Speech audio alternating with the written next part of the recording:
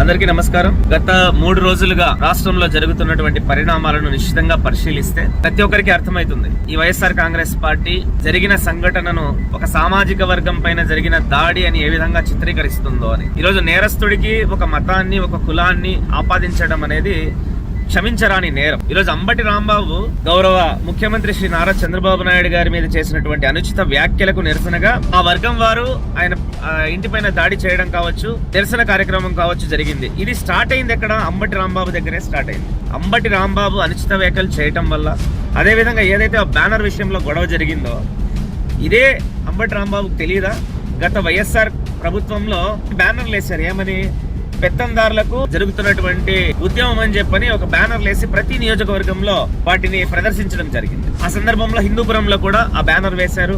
ఇక్కడ నిరసన కార్యక్రమం కొనసాగింది. తర్వాత మా నాయకులను అరెస్ట్ చేయడం కూడా జరిగింది. ఇన్ని సంఘటనలు జరిగినాయి. ఈ రోజు తప్పు చేసిన వాడికి నేరస్తుడిగా మనము ఖచ్చితంగా వాడిని నేరస్తుడి కిందే చూడాలి. గత ప్రభుత్వంలో పవన్ కళ్యాణ్ గారిని మీ పార్టీ నాయకులు అంబటి రాంబాబు, జోగి రమేష్, రామ్ గోపాల్ వర్మ, పోసాని కృష్ణమురళి, ద్వారంపూడి చంద్రశేఖర్ రెడ్డి, ఈ విధంగా ఎంతో మంది పెయిడ్ ఆర్టిస్టులు కూడా, శ్రీరెడ్డి ఇలాంటి వాళ్ళు అయితే లెక్కలేదు, బోరుగడ్డ అనిలు ఇలాంటి వాళ్ళతో వాళ్ళ ఫ్యామిలీని రకరకాలుగా నానా రకాలుగా చిత్రహింసలకు గురి చేసే విధంగా మాట్లాడటం జరిగింది.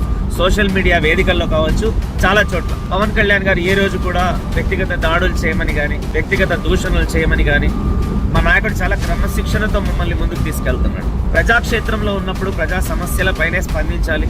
ఆ స్పందించే తీరు ఏ విధంగా ఉండాలని మా నాయకుడు పదే పదే ప్రతి సందర్భంలో చెప్తూనే ఉంటాడు. ఈరోజు కాపు సామాజిక వర్గం మీకు గుర్తుకొస్తుంది. అంటే జరిగిన తప్పుని పక్కదోవ పట్టించడానికి, అంటే లడ్డూ విషయంలో జరిగిన అపవిత్రత ఏదైతే ఉందో సిట్ నిర్ధారణ చేసింది కల్తీ నెయ్యి వాడారు అని. దాని గురించి మాట్లాడకుండా దాన్ని పక్కదోవ పట్టిస్తూ ఇవాళ మా నాయకుల మీద అనుచిత వ్యాఖ్యలు చేస్తూ వాళ్ళకి సంబంధించినటువంటి అనుయాయులు ఎవరైనా దాడి చేస్తే సామాజిక వర్గాల పైన నెడుతున్నారు. అంబటి రాంబాబు గారి అమ్మాయి ఈ సందర్భంగా మాట్లాడుతూ కాపు సామాజిక వర్గం పైన దాడి అని చెప్తోంది. అమ్మాయి కాపు సామాజిక వర్గం పైన దాడి ఎలాగవుతుందమ్మా? మీ నాన్న అనుచిత వ్యాఖ్యలు చేశాడు చంద్రబాబు గారి పైన. అదే విధంగా గతంలో ప్రభుత్వంలో మీ నాన్న మంత్రిగా ఉన్నప్పుడు పవన్ కళ్యాణ్ గారి పైన చాలా వేదికల్లో రకరకాలుగా వాళ్ళ ఫ్యామిలీని ఉద్దేశిస్తూ మాట్లాడటం జరిగింది. ఇవాళ పుంకాలుగా వీడియోలు ఉన్నాయి. అవన్నీ అప్పుడు రాలేదా? పవన్ కళ్యాణ్ గారు తిట్టేటప్పుడు మీరు ఇంట్లో మీ నాన్నని తిట్టకూడదా? ఎందుకు తిడుతున్నారు పవన్ కళ్యాణ్ గారు అని? కానీ ఈ రోజు మాత్రం గుర్తుకొచ్చింది కాపు సామాజిక వర్గం. తప్పు చేసినోడికి సామాజిక వర్గం లేదు, మతం లేదు, కులం లేదు. తప్పు చేసినోడు నేరస్తుడి కిందనే లెక్క చేయాలి.